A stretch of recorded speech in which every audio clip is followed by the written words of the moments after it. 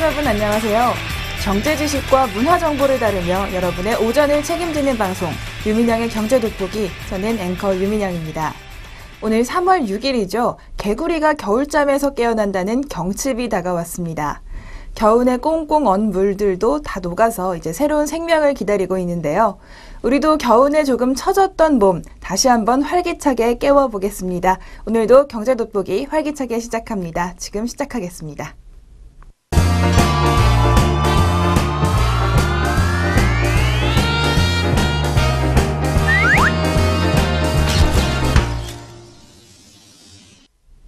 첫 순서는 최신 경제 이슈를 빠르고 깊게 들여다보는 시간, 동향 돋보기 시간입니다.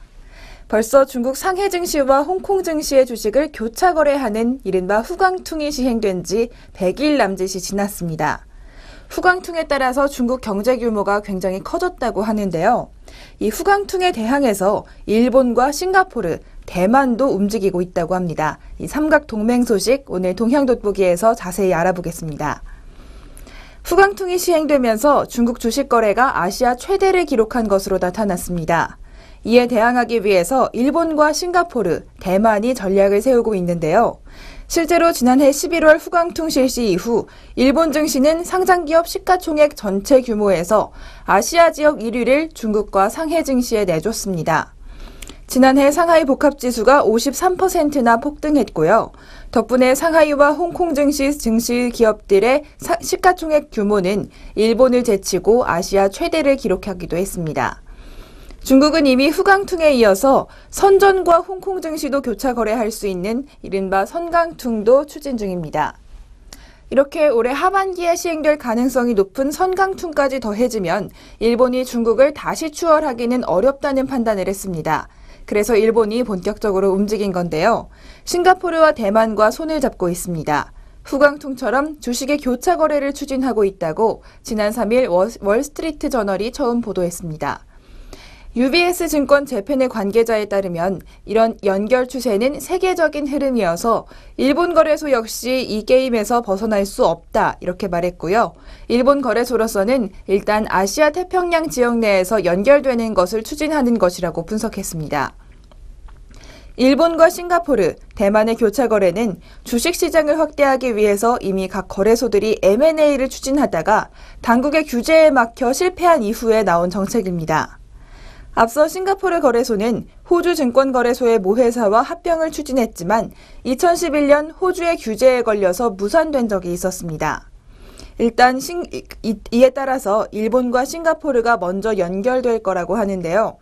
오사카와 도쿄의 증권거래소 모기업인 일본 거래소는 싱가포르 거래소와 합작해서 시장을 확대하기로 합의했습니다. 양국 증시 교차 거래는 이번 4월부터 시작될 예정입니다. 교차 거래를 위해서 양국 거래소는 상대방 물량을 위해서 자신의 서버를 어느 정도 비워두게 되는데요. 일본 거래소는 도쿄 증시 거래 규모의 약 60%가 해외 투자자들로부터 나온 것으로 추산하고 있습니다. 그런데 이 교차 거래가 시작되면 아시아 전역으로부터 자금 유입이 더 늘어날 것으로 판단하고 있습니다. 일본 거래소는 또 주식 교차 거래를 시작으로 내년에는 상품 교차 거래까지 그 범위를 넓힐 계획입니다. 아울러 올가을에는 미얀마에 새로운 거래소를 만드는 방안도 추진하고 있습니다. 다음은 대만의 소식 자세히 알아보겠습니다. 대만 증권거래소도 각국과 연결하기 위해서 많은 노력을 하고 있는데요.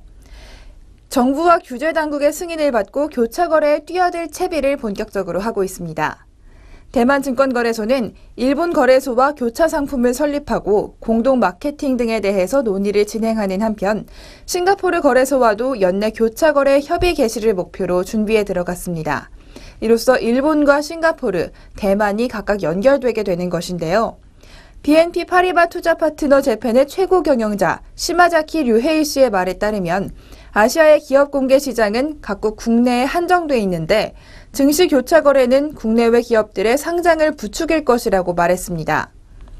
하지만 일부에서는 거래소 간 합종연횡의 실익이 크지 않을 것이라는 전망도 나오고 있습니다. 노무라 증권, 다이아 증권, 그리고 SMBC 니코 증권 등 일본 대형 증권사들은 가뜩이나 치열한 시장에 경쟁만 가중시킬 수 있다며 신중한 태도를 보이고 있습니다.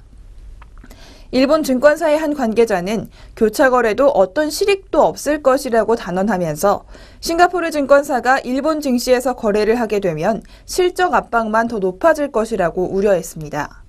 또 교차 거래를 위한 인프라를 구축하기 위해서 막대한 돈이 들어간다는 점도 무시할 수 없는 상황이라고 하는데요. 비용 대비 투자 실익이 과연 얼마나 있을지 이런 지적들도 나오고 있습니다. 후강통의 성공적인 시작에 따라서 아시아 각국이 합종 연횡을 시작한 것으로 오늘 동향돋보기 지금 주목하고 있는데요. 긍정적인 평가도 있지만 부정적인 우려의 목소리도 함께 나오고 있습니다. 앞으로 아시아 증권 상황에 귀추가 주목되는 상황인데요. 지금까지 동향돋보기에서 아시아 증권 시장의 합종 연횡에 대해 자세히 알아봤습니다.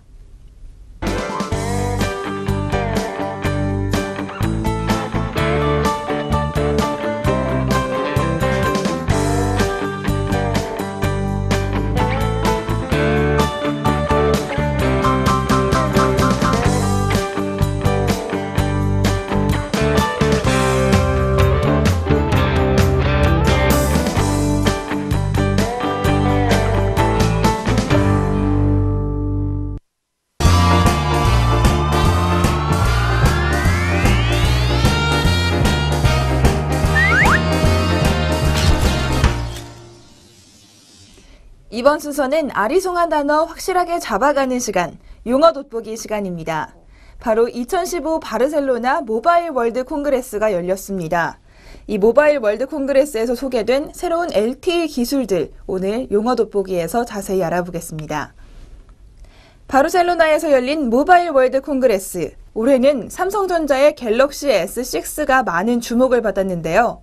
하지만 이 모바일 기기 말고도 모바일 기술에도 관심을 가져봐야 할 것 같습니다. 사실 단말기뿐 아니라 전체 통신 시장에 새로운 기술이 선보이는 자리죠. 차세대 통신망인 5G도 소개가 됐고요. 현재 대중화 단계를 밟고 있는 LTE 기술의 발전이 다양하게 소개됐습니다. LTE는 그 자체로 다양한 환경에 맞춰서 발전하고 변화할 수 있는 것이 특징인데요. 이에 따라서 다양한 LTE 기술들이 이번에 많이 소개됐다고 합니다. 기존 통신 속도와 효율을 높이는 기술에서 한 단계 더 진화해서 사물 인터넷, 트래픽 관리 등을 위한 기술이 탄생했다고 하는데요. LTE-A를 넘어 LTE-B, M, H 등 다양한 기술들 어떤 내용인지 바로 소개해드리겠습니다. 먼저 LTE-B에 대해서 살펴보겠습니다. LTE-B는 비욘드의 약자인데요. 직역하자면 LTE를 넘어섰다는 뜻으로 LTE 후기형이다 이렇게 판단할 수가 있습니다. 진보형이라는 뜻의 어드밴스드를 붙인 LTE-A의 뒤를 잇는 이름으로도 보이는데요. 사실 LTE 기술 한 번에 완성되기가 어렵다고 합니다. 주파수도 확보해야 하고 통신과 단말기 기술 등 다양한 난제가 있습니다. 그래서 LTE는 쪼개진 주파수로 개별적으로 서비스를 시작하되 필요에 따라서 주파수를 서로 묶고 여러 기술을 차츰차츰 더해갈 수 있도록 애초에 설계가 됐다고 합니다. 이것이 진화하는 LTE라는 의미로 LTE-A, LTE 어드밴스드라는 이름이 붙었었는데요. LTE-B는 그 다음 세대 기술이라고 볼 수가 있습니다. 현재 LTE-A는 광대역 주파수를 5개 묶어서 100MHz대 주파수를 쓰는 방향으로 진화하고 있습니다. 그런데 LTE-B는 다른 세대의 기술은 아니고 묶을 수 있는 주파수의 대역을 더 늘린 것입니다. 지금까지 5개였다면 5개 이상의 주파수를 묶을 수 있는 기술이 바로 LTE-B라고 할 수가 있겠죠. 이번 모바일 월드 콩그레스에서 공개된 건 광대역 주파수 9개를 묶을 수 있는 기술이었습니다. 광대역 주파수 9개면 이론적으로는 18배 빠른 LTE가 됩니다. 10MHz 대역의 이론상 최대 속도가 75Mbps니까 즉 1.35GBps의 속도가 나올 수 있는 이론상 계산이 나오는데요. 하지만 아직 사용화 단계를 이르기는 논하기는 이른 상황입니다. 광대역 주파수 9개를 확보할 수 있는 통신사도 현실적으로 없기 때문에 아직까지는 기술적인 이야기인데요. 하지만 이 LTE-B 기술을 활용해서 꼭 여러 개의 주파수를 묶어서 20MHz 단위가 아니더라도 작게 흩어져 있는 주파수를 모두 모아 서비스할 수 있다는 데서 현실적인 가능성이 보입니다. 지금까지 LTE-B 기술 소개해드렸고요. 다음으로는 LTE-M에 대해서 살펴보도록 하겠습니다. KT가 노키아와 함께 LTE-M을 시연했다고 밝혔는데요. KT에 따르면 이 LTE-M을 통해서 사물인터넷 시대를 본격적으로 열겠다고 했습니다. 이 LTE-M의 M이라는 건 M2M, 즉 사물인터넷을 뜻하죠. 기기를 서로 연결하는 통신 기술이기 때문입니다. 그런데 LTE-M은 특이하게도 저전력 LTE라고 볼 수가 있습니다. 일반적으로 통신 모듈에 들어갈 정도의 작은 배터리로 10년 정도나 송수신을 가능한 만큼 전력 소비량이 적은 기술입니다. 이 기술은 이렇게 적은 전력을 사용하는 대신에 속도는 포기했습니다.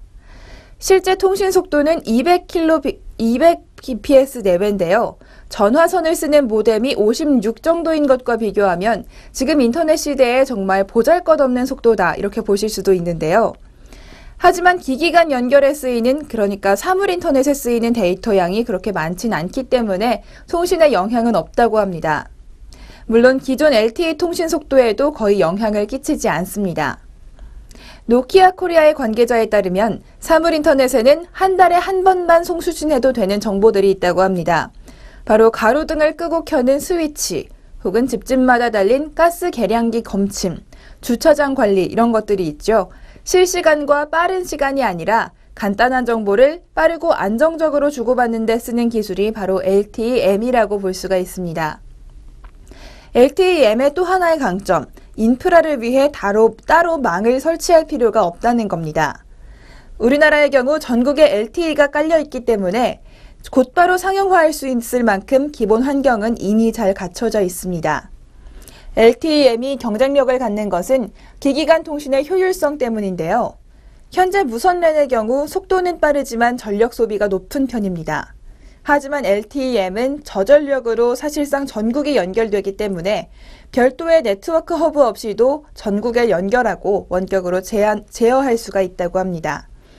아직은 시험 단계지만 지금까지는 기기 간 통신의 약점을 해소할 대표적인 기술로 꼽히고 있습니다.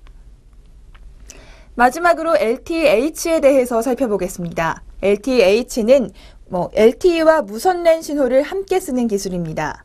이종 간 결합이기 때문에 영어 단어 이종이라는 뜻에서 H를 따왔습니다. LTE나 3G 등 셀룰러 데이터는 편리하긴 하지만 속도와 주변 환경에 대한 제약이 많았습니다. 특히 휴대폰으로 LTE나 3G를 쓰려면 통신료도 많이 내야 했습니다. 반면 와이파이라고 부르는 무선랜은 대부분 일정 서비스 이용료를 내면 무제한으로 쓸 수 있고 통신 속도도 LTE나 3G에 비해 빠른 것이 현실적입니다. 현재 LTE는 주파수를 3개 묶어서 450Mbps까지 속도를 낼 수 있고요. 무선랜은 최대 867MHz까지 속도를 낼 수 있는 상황입니다. 바로 이 무선랜의 빠른 속도를 LTE-H 기술을 통해서 LTE과 함께 쓸 수 있는 것으로 발전했는데요. 이 두 가지 이종 네트워크를 이른바 캐리어 어그리에이션, 묶는 것이라고 보면 됩니다. LTE를 사용하지만 더 빠른 다운로드 속도가 필요할 때 유리한 기술입니다. 이렇게 LTE-H까지 이렇게 살펴봤는데요. 우리가 흔히 사용하는 LTE 기술, 많이 쓰고 계시지만 도대체 LTE는 뭔지, 그리고 왜 자꾸 LTE가 새롭게 나오는지 좀 궁금해하셨던 분들도 많이 계셨을 겁니다. 오늘 용어 돋보기에서 알려드린 LTE와 B, M과 H까지 확실히 알고 계신다면 앞으로 쏟아져 나올 LTE 기술 조금 더 쉽게 이해할 수 있지 않을까 싶습니다. 지금까지 용어 돋보기에서 LTE의 새로운 기술들에 대해 자세히 살펴봤습니다.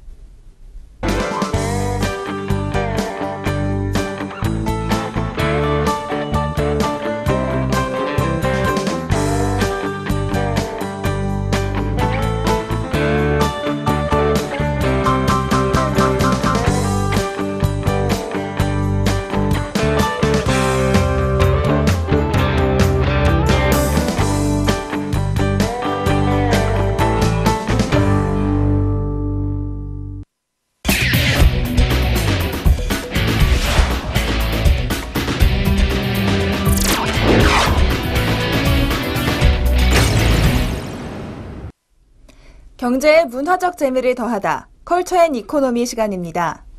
오늘은 가볼 만한 나들이 장소 소개해드리는 금요일인데요. 조금은 특별하게 준비해봤습니다. 봄을 맞아서 제철 먹을거리와 함께하는 동해바다 여행 소개해드리겠습니다. 오늘이 벌써 개구리가 겨울잠에서 깬다는 경칩입니다. 벌써 동해 바다에도 봄물이 오르고 있다고 하는데요. 바다와 접한 포구들에서는 봄 제철을 맞은 해산물들의 싱싱한 향기가 나고 있다고 합니다. 가장 먼저 소개해드릴 바다 먹을거리, 바로 장치라는 물고기입니다. 회보다는 찜이나 구이가 더 어울리는 물고기라고 하고요. 불퉁스런 몸매에 아랫입술이 툭 삐져나온 몸이 영 볼품은 없지만 맛은 둘째가라면 서럽다고 합니다. 장치를 꾸덕꾸덕하게 말리면 바다 향은 더 은근해지고 특유의 감칠맛이 더해진다고 하는데요. 이렇게 말린 장치를 조리거나 구우면 맛이 한층 깊어집니다.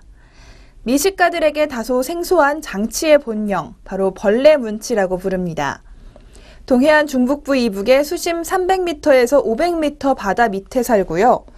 보통 5, 60cm 정도 자라는데 큰 놈은 1m에 이르기도 합니다. 지방이 적당히 밴 노르스름한 육질은 쫄깃하면서도 고소한 맛을 낸다고 합니다. 이 장치는 강원도 삼척에 가시면 맛있게 드실 수 있는데요. 장치 드시면서 삼척해수욕장의 겨울과 봄 사이 바다 풍경을 즐겨보시는 것도 좋겠습니다. 다음은 꼼치입니다. 예전에는 쓸모없다고 버려지다가 요즘은 귀족 생선으로 다시 대우받고 있는 이 꼼치는요. 흔히 곰치와 혼동해 부르지만 정확한 명칭 꼼치입니다. 쏨뱅이꽃 꼼치과의 물고기로 뱀장어목의 곰치와는 전혀 다른 물고기라고 합니다. 하지만 이 본명인 꼼치보다는 강원도에서는 곰치라고 불리고요. 경북에서는 물곰이라고 이렇게 별명이 더 많이 불리기도 합니다. 꼼치를 끓이는 방법 조금씩 지역마다 다르지만 묵은 김치와 함께 먹는다는 것은 모두 같다고 합니다. 칼칼한 김치를 송송 썰어 넣고 꼼치를 텀벙텀벙 잘라서 끓여내는데 뜨끈한 국물과 보드랍고 뽀얀 속살이 쓰린 속을 살며시 어루만져주는 기분이 듭니다. 동해안 어부들이 이 곰칫국을 해장의 왕이라고 부르는 건 이 때문인데요. 꼼치는 삼척의 정라항종의 맛집들이 많고요. 동해의 어달리 횟집들에서도 곰칫국을 많이 내놓고 있습니다. 경북 울진 쪽에서는 죽변시장 일대에 곰칫국들이 많이 있다고 합니다. 이 꼼치와 함께 강원도와 경상도를 넘나드는 동해바다 여행 즐겨보시는 것도 좋겠습니다. 다음으로는 봄이 다가오는 자락에 빼놓을 수 없는 바다 음식, 바로 대게와 홍게가 있습니다. 울진하면 한 번에 떠오르는 대게는 찬바람이 불면서 여물기 시작해서 2, 3월께부터는 다리마다 살이 포실하게 붙어 있다고 합니다. 해마다 대게축제가 이맘때 열리는 것도 이 때문인데요. 대게에는 또 재밌는 말이 있습니다. 소는 한 마리를 다 먹어도 흔적이 안 남지만 대게는 작은 놈 한 마리만 먹어도 숨길 수가 없다, 이런 말이 전해오는데요. 바로 멀리서도 강하게 느낄 수 있을 만큼 이 대게의 향기는 짙고 오래가는 특성을 갖고 있기 때문입니다. 울진 최남단의 후포항이 바로 우리나라 최대 대게잡이 항구 중 하나입니다. 대게철이면 울진 대게를 경매하느라 아침마다 부산스러운 모습을 만날 수가 있다고 하고요. 또 이 후포항 주변에는 싱싱한 회와 울진 대게를 저렴하게 맛볼 수 있습니다. 이 대게와 함께 홍게도 빼놓을 수가 없는데요. 홍게도 대게처럼 이맘때쯤 맛이 들고 살점도 포실해진다고 합니다. 이맘때 홍게 다리를 보면 대게 못지않게 살이 꽉 차 있다고 하는데요. 대게에 비해서 홍게는 맛이 더 짭조름하고 깊다고 합니다. 훨씬 더 깊은 수심층에 서식하기 때문인데요. 홍게 맛을 아는 현지인들은 깊은 바다 향이 난다면서 비싼 대게 대신 값이 절반쯤 하는 푸짐한 홍게를 택한다고 합니다. 울진군에서는 올해 대게축제 명칭을 2015 울진대게와 붉은대게 축제로 정했습니다. 이 붉은 대게라고 불린 홍게도 당당히 주인공이 된 겁니다. 대게와 홍게가 함께하는 울진 여행도 봄의 자락을 더욱 풍성하게 해줄 것 같습니다. 또 초봄 맞은 울진의 별미로 꼽히는 것이 하나 더 있습니다. 마지막으로 문어 소개해 드릴 텐데요. 문어를 만나려면 울진의 구선항으로 가야 합니다. 그리 크지 않은 포구지만 문어를 취급하는 울진 관내 위판장 중에서 가장 크고 이름도 널리 알려진 곳입니다. 매일 새벽 6시면 어김없이 문어 경매가 열리고요. 문어는 사시사철 잡히고 특별한 금어기도 없는데 지금을 추천드리는 이유, 바로 이유가 있습니다. 맛은 좋아지고 값은 내려가는 딱 먹기 좋은 시기라고 하는데요. 요즘은 깊은 수심에 있던 문어가 얕은 곳으로 나오는 시기입니다. 그래서 수압 때문에 높아졌던 체내 염분이 줄고 살도 쫀득해집니다. 설을 앞두고는 문어의 몸값이 상종가를 치는데요. 영남 지방에서는 제사상에 문어를 올리기 때문입니다. 그러다 명절이 지난 이맘때쯤 값이 가장 많이 떨어집니다. 맛도 더 좋아지고 값은 싸지는 문어의 계절. 문어와 함께 바다 내음 느끼는 여행, 바로 이맘때 가볼 여행지였습니다. 지금까지 제철 음식과 함께 동해바다 여행지 소개해드렸습니다.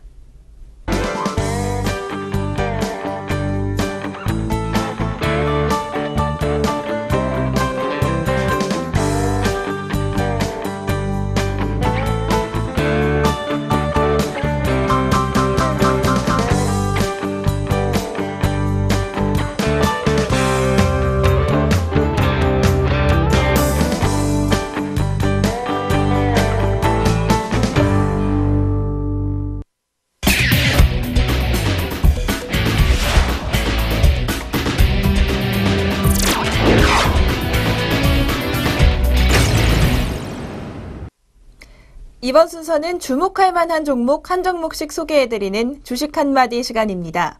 오늘은 파트론에 대해서 자세히 알아보도록 하겠습니다. 이 파트론은 스마트폰에 들어가는 카메라 모듈을 주로 만드는 회사입니다.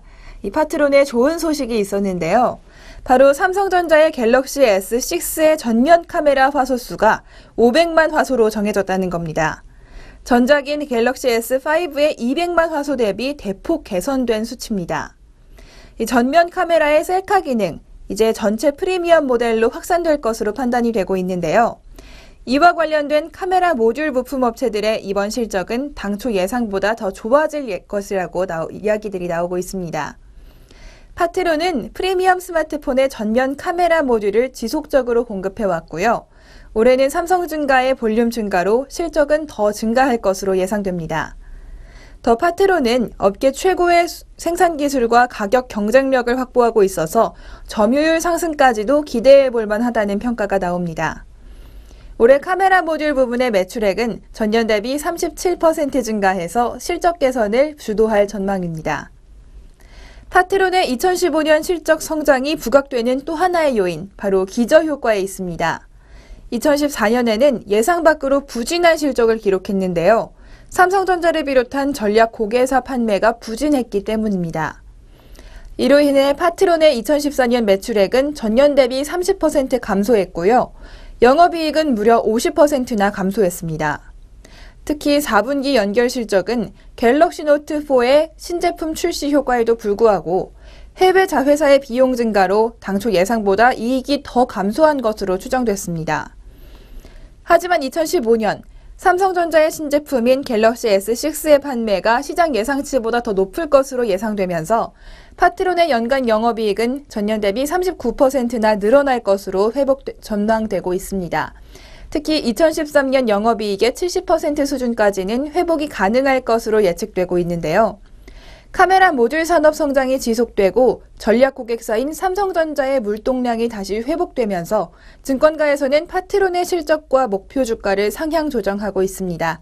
지금까지 삼성전자의 새로운 스마트폰 수혜를 듬뿍 받을 것으로 예상되는 파트론에 대해 자세히 알아봤습니다.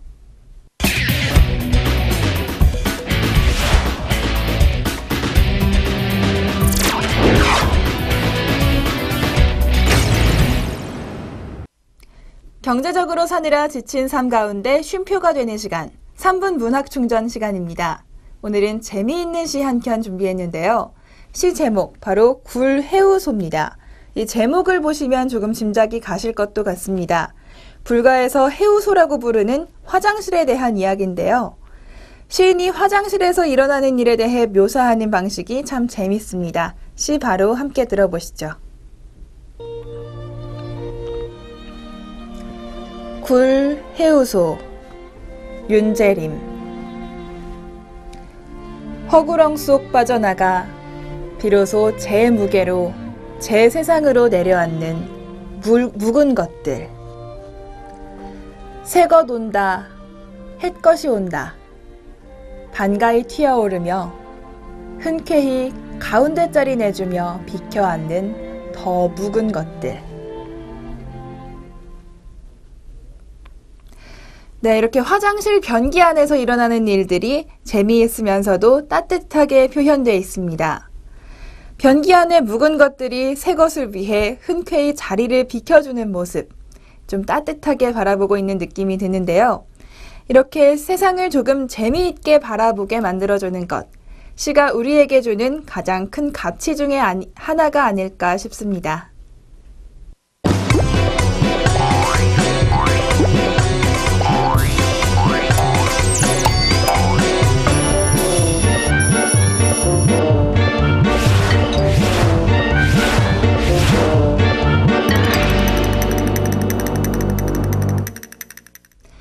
봄이 다가오면서 활력이 생기기도 하지만 봄과 함께 다가오는 불청객들도 있습니다. 따뜻하면서 찾아오는 춘곤증도 있고요. 건조한 날씨와 황사에 눈이 뻑뻑해지고 피부도 거칠어지고 이렇게 안 좋고 귀찮은 일들도 있는데요. 미리미리 이런 것들 준비하고 대비하셔서 불청객은 막고 봄의 좋은 기운만 느끼시길 바라겠습니다. 유민영의 경제돋보기 오늘 여기서 마무리하고요. 내일 아침 10시 30분에 다시 찾아뵙겠습니다. 시청해주신 여러분 고맙습니다.